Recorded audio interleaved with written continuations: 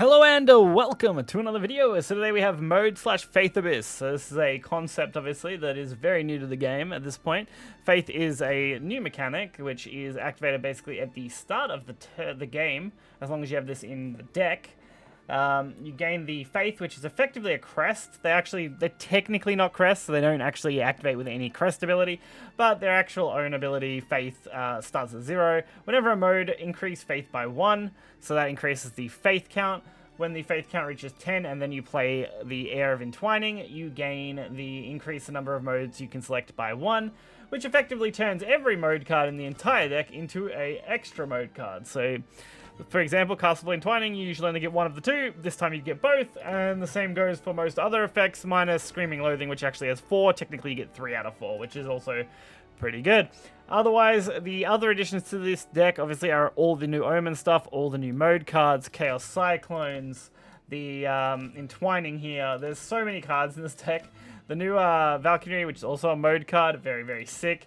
The Gold, which is quite overpowered, honestly, because it's got 3 mode choices, and then it can replicate those, so you can actually get some pretty insane boards going. And then, of course, we have the Twin Calamities, which gets both of its effects, which is really powerful. So your late game cards become insanely good, your early game cards become even better, and then you can pretty much just run people over with this deck. It's an incredibly solid choice, and I've had a lot of fun playing it so far. We're going to have 6 matches today. We're covering every craft except for the mirror match, so hopefully you guys will enjoy it, and we're going to get right into it. So, kicking things off, our first matchup is going to be Portalcraft. We have much to discuss. Portalcraft is a matchup that isn't usually too bad for this deck, because again, Portal is reasonably slow. If you watched any of my other previous videos on the deck, well, it can be quite good. It is just on the slower side, which means decks that tend to also, run a little bit slower can have a much better game. And mode/Faith is on the slower side in this variant. There is 2 or 3 other variants to this deck. One that's more aggressive and runs things like Odin. One that is more turbo orientated on just pumping out as many mode selects as possible. And then this one, which is more of the mid-rangey kind of modes. I feel like. I do feel like the turbo and the mid-range is close in the way they both are. Unfortunately, this was one of the first games I played, I think, of this deck, which means I hadn't quite got the hang of it yet. Also, we started off with very few mode cards in this game, unfortunately. Some of the other games, you'll see, are much faster at generating mode cards. I also didn't realize that I should pretty much always be taking the draw 3 spell when I play that spell, especially early on. Because getting 1 play point really isn't giving me any value, so I should pretty much always be taking that in most cases to generate the extra card. So I can then further up the mode select. Like I said, this was one of the earlier games as I'm still learning the deck. But at this point, I think I've played 20 or so games with this deck total. It's been probably one of the decks I've enjoyed the most from this expansion so far. It's just got so many cool options, and the things it does are a lot of fun. I've also been a big Blood fan for a long time, so seeing, a deck that takes advantage of modes quite a bit, similar to like what Blood used to like to do with some of its Omen stuff. I really did like choose effects and stuff, so it's a lot of fun. So I end up focusing getting the Rulni and Valkyrie here. Most of the time I end up taking the Scream Diffusion, unless I'm going for lethal. Because when I go for lethal, of course, then it's worth taking the Storm, but otherwise you just kind of focus on doing this and going wide. Because 5/5 bodies are nothing to sneeze at, that's for sure. So my opponent ends up just trying to set up as much as possible. Doesn't really do too much though that we have to worry about. Like I said, our modes here are a little slow, so they're not really going to be that impactful. Unfortunately, they do get to take out 2 out of 3, which is a bit brutal, but hey, we're going to go for another one of these and do basically the same thing again. Which definitely isn't a bad choice, especially with the Super Evo. So we get another massive board that they have to wipe. And it buys us a pretty alright amount of time while getting in a little bit of damage.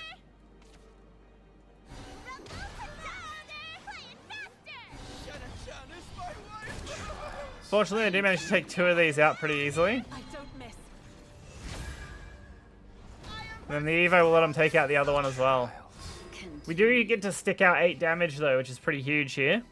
Especially when I can boost it up using Castle of Entwining. That does actually get us to lethal, I believe. that puts us at exactly 16 damage with the Rage of Serpents. It's actually not a bad way to go for lethal at all. I won't give up. Makes for a very solid game. So it works out really well in our favor there, where even without using the mode double triggers, you can end up taking games if you can just play aggressive enough. Tends to be pretty nice, especially if they can't remove your big threats. Fortunately, this hand is looking a fair bit better, honestly. We're going to be able to set up a pretty nice Castle of Entwining here for our first play. I do like dropping that fairly early and fairly quickly. You can also do some fun stuff with Devotee of Entwining as well. I did go for the Lesser Mummy here, though. I probably should have went for the second Castle of Entwining. That would have probably been the correct play. Because that would have set up Devotee really nicely. So Devotee having the effect to gain +2/+2 also gets re-triggered on Evo, so you can actually boost this thing to 7 on Evo, which is always great. Must bind them. We basically just want to trigger as many of these modes as we can, basically as fast as we can. Power of a spider leg. Take advantage of every possible outcome here to boost this card up. And then we do end up boosting it further, giving it an 8/8 body, which after attack, I mean, is still 8/6, which isn't bad considering it's turn 5, and forces out the Gale here, or the Glade, sorry. With open arms.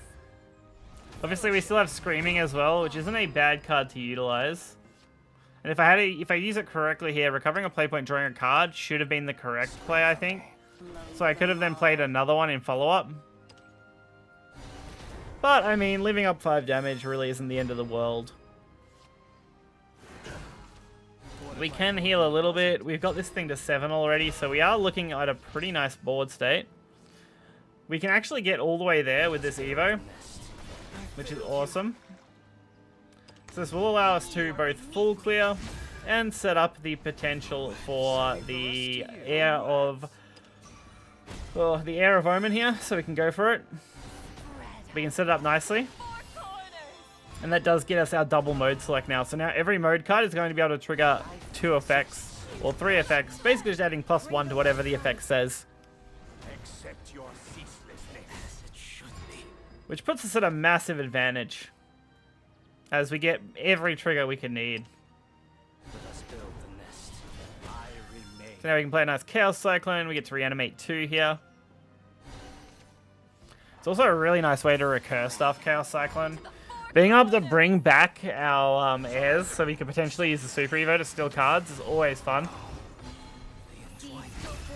So they are going for the Unkilling here. They clearly want to manage to pull this off. That does mean we're on a pretty serious clock, and we do have to make sure we deal with this, because if we leave it up, it will cause us problems in the future. Mostly that problem being they could potentially lethal me. So I end up going for the gold cards here as much as possible. Would you like to be a spider? Basically just going to spam these to board and then buff the hell out of them. My end will never come. Because why wouldn't I do that? I probably should have set that up as a ward though instead of a rush, because rush didn't really give me any advantage, whereas ward could have. They end up going for their own gold though set up here, going wide. It's not quite as good as mine, but it definitely is pretty nice. Luckily, they don't end up super evolving or anything, which does mean all I have to do is take out enough of these that I can go face.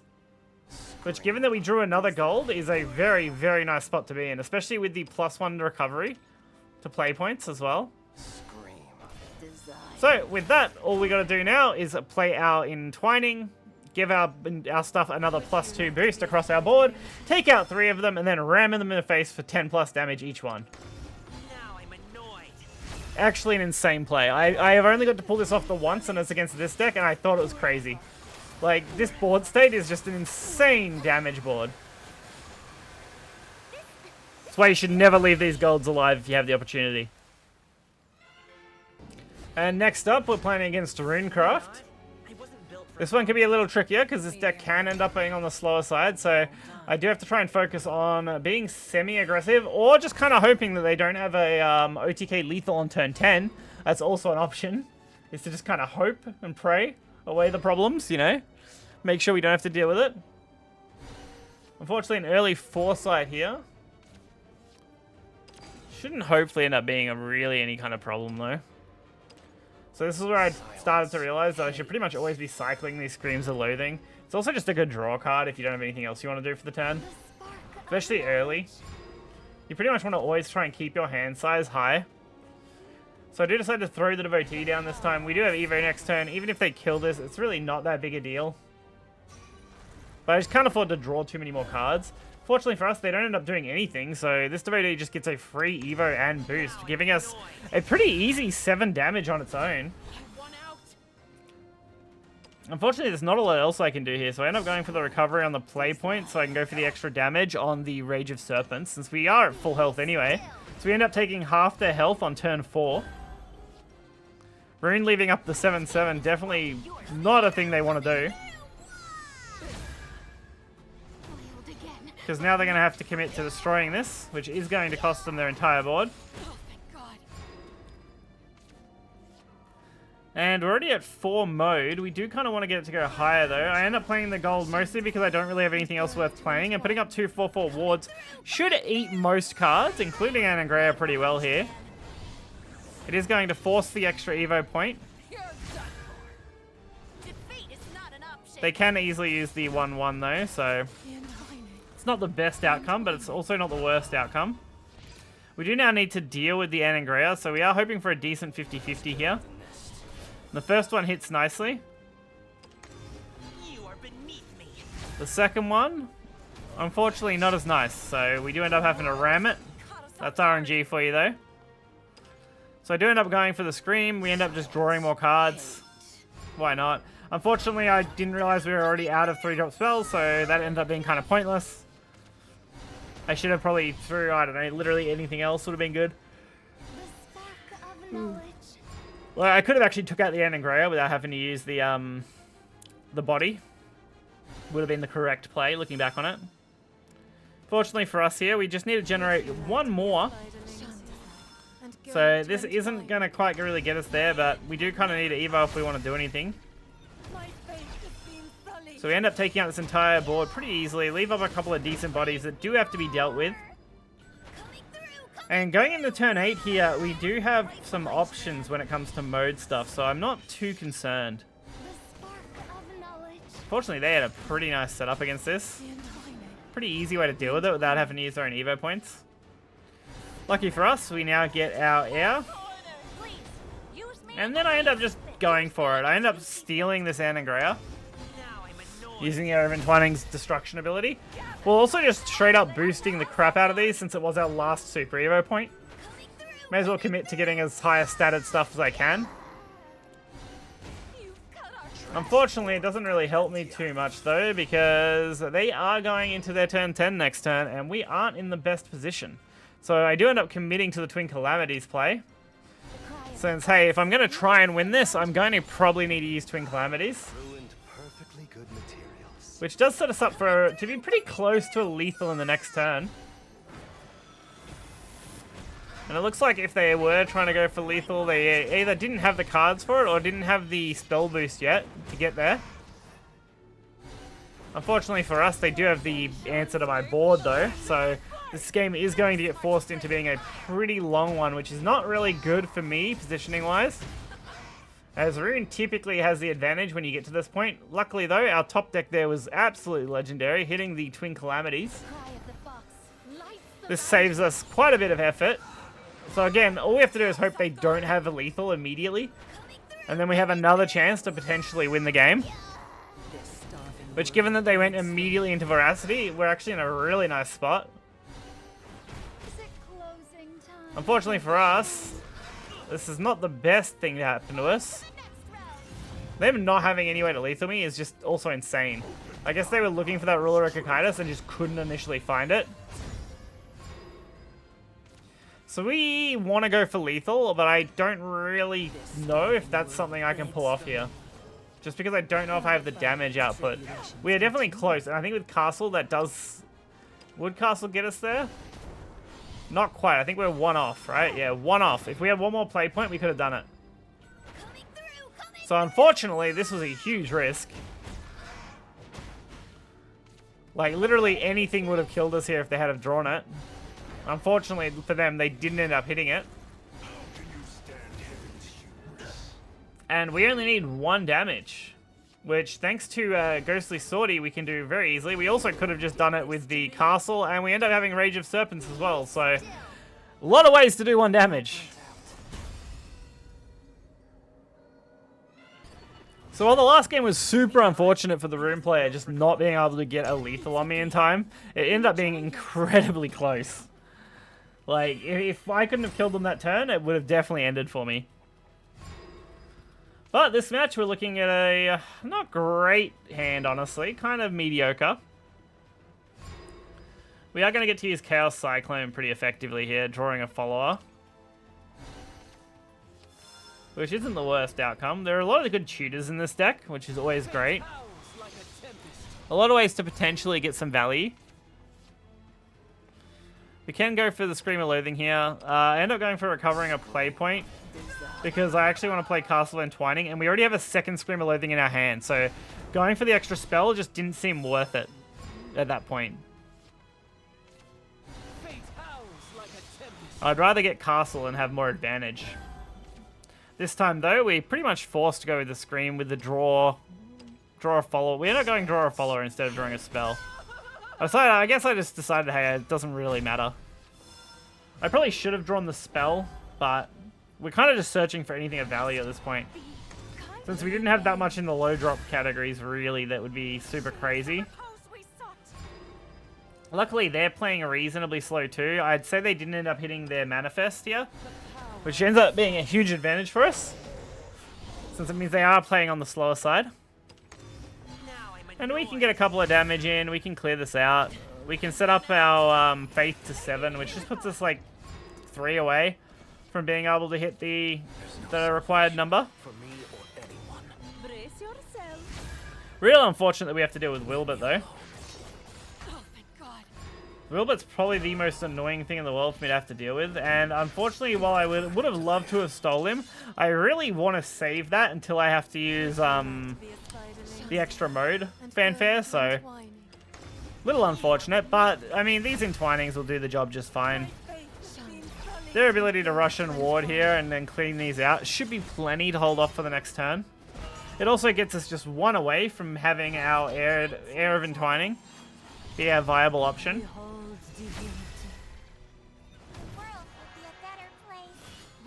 So this is a little unfortunate though. They end up locking out our board. And I can pretty much just go for this Valkyrie here. Go wide, clear this out, keep all my board as much as possible. And then we're pretty much safe to drop whatever we want next turn. Unfortunately, not too much crazy is going on. They are going to clean out... they're going to clean out at least 1, 2 of these pretty easily. They're actually going to end up clearing out all 3 now due to that. If that had have randomly hit the wrong one, then I would have probably kept one, but hey, beggars can't be choosers. I did a pretty funny thing here though. I ended up stealing the 7-7, and we ended up going for the same Super Evo play as last time, where since I've only got 1 Super Evo point left, I may as well just spam these, go wide as I can, take things out, and then get some damage in. Especially since next turn we can again go for the twins with their boost, so it's really not a big problem at all. Although I do kind of want to deal with this 7-8, so I end up just going for this. I was also curious. This is how I found out that the Faith thing technically doesn't count as a crest at all, because this effect only ends up doing 1 damage. Which is an interesting thing to learn and know. Makes sense, because Faith technically is labeled as its own mechanic.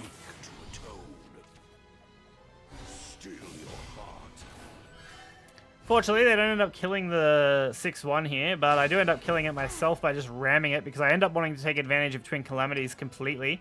Although I do think just ramming 6 damage to face would have been better and sacrificing one of the foxes, in my opinion. So, probably a slight misplay on that front. Luckily enough, though, this is going to force them into having to play removal. Which ends up being pretty alright, because we get a massive 9-6 here. Well, 9-1 after the damage, but it ends up surviving, which is the main thing. I do end up needing 1 damage though to pop that barrier, which we end up finding pretty neatly, and then we can easily drop the Cerberus as our follow-up to get that little bit of extra damage on our 9-1, making an 11-1, and putting him in a pretty nasty spot. But they do end up going for a +10 heal, and a almost, well, with the extra pop, a complete removal. But hey, all we really need is to take this out, survive, and get whatever we can out of this. Desire.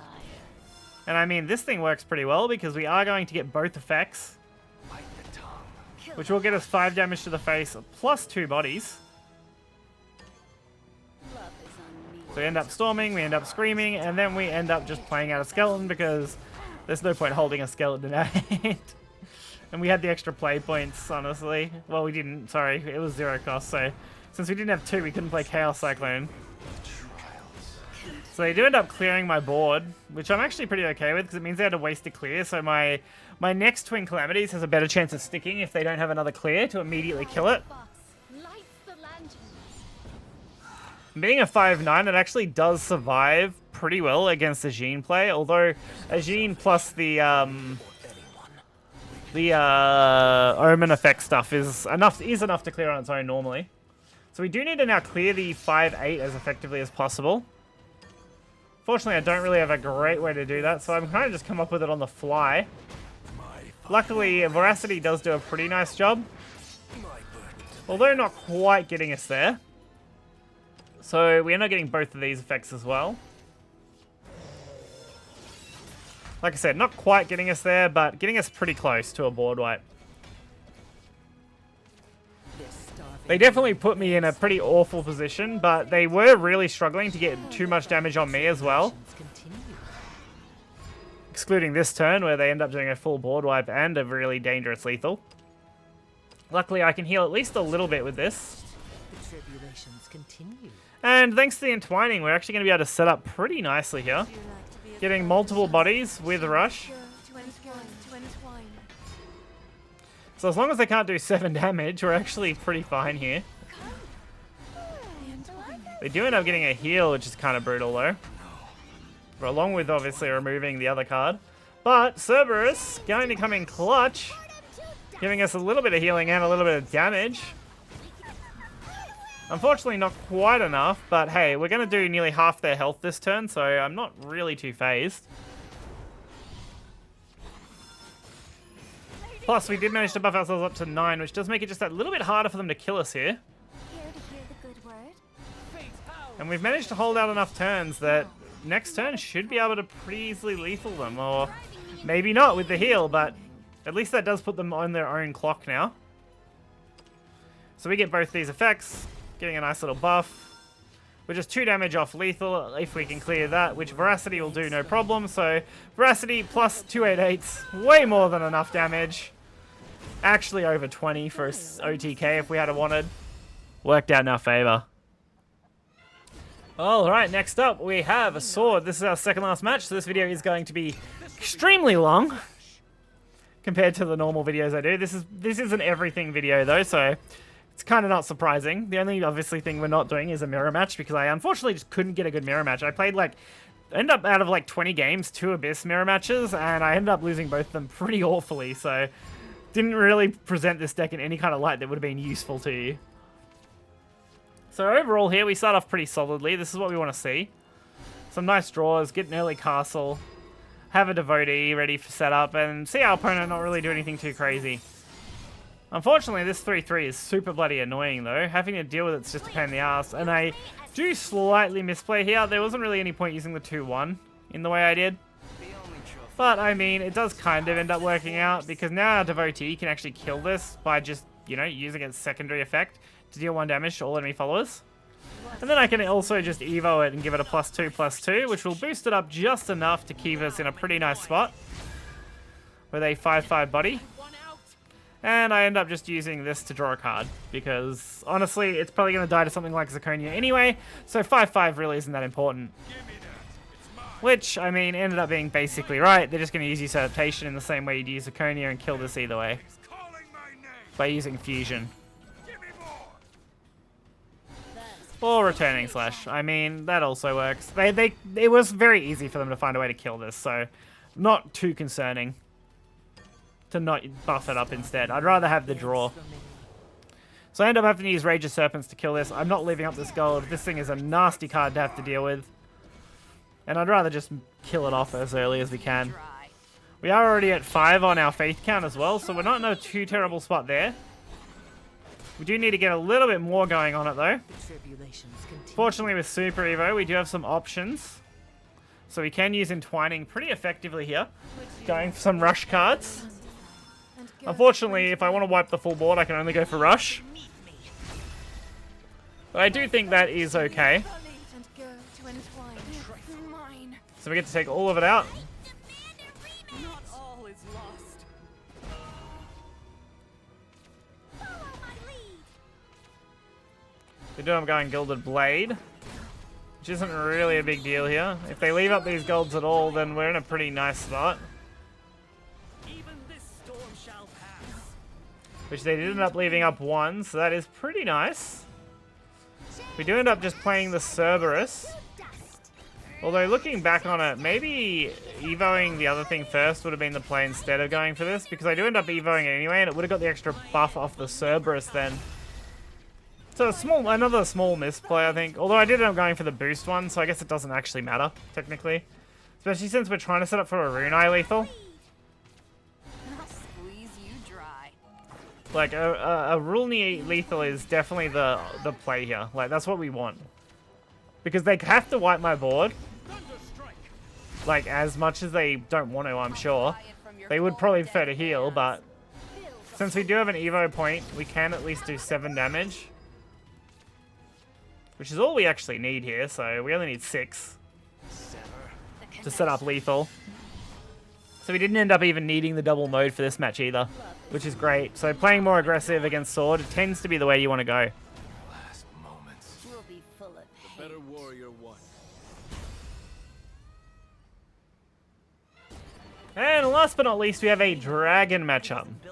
So our initial starting hand here is a little brutal, but we end up swapping it out and get a pretty okay starting hand, honestly. Especially going into a dragon matchup, having something like Blastwing is quite good.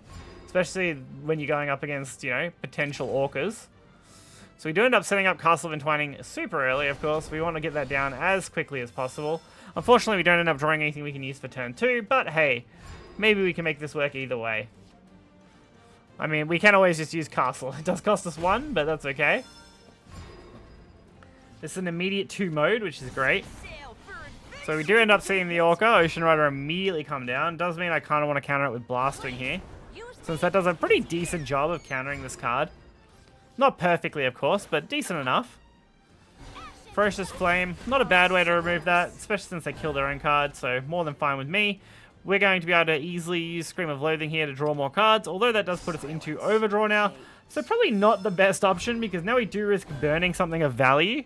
But since we already have our 2-drop, it's not actually that concerning. The only thing I kind of don't want to burn now is the 9 drops. So that 2-drop spell, not a big deal. While it is nice, it's not the end of the world here. This thing is going to clear their board and get us a couple more on the modes for our faith. And just get us some nice value overall. We could have got better RNG on it, but hey, this was more than enough here. So we do want to take this whole board out again, unfortunately.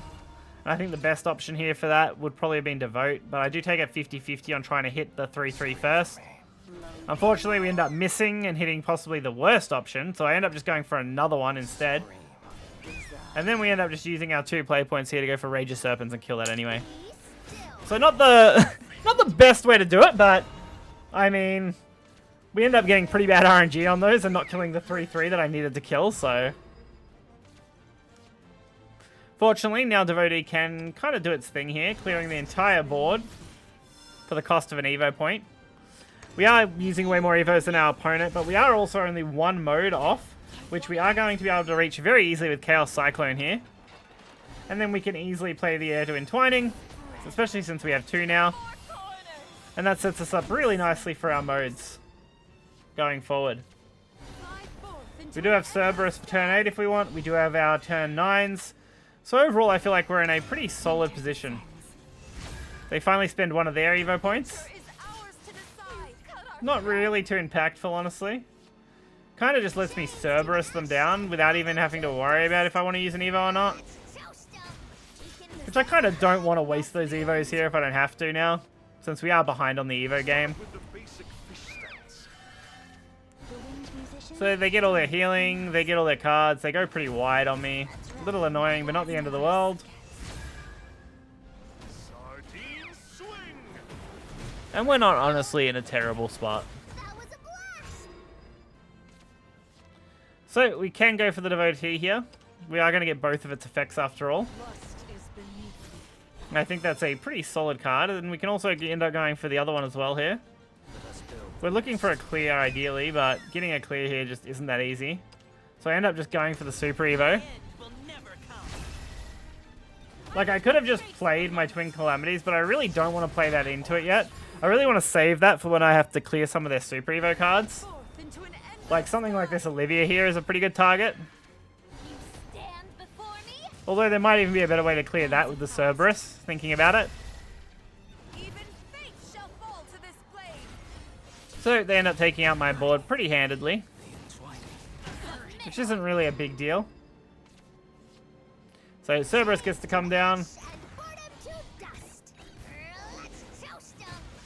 We end up easily taking this out. I end up evolving the Cerb, mostly because I want the extra damage here.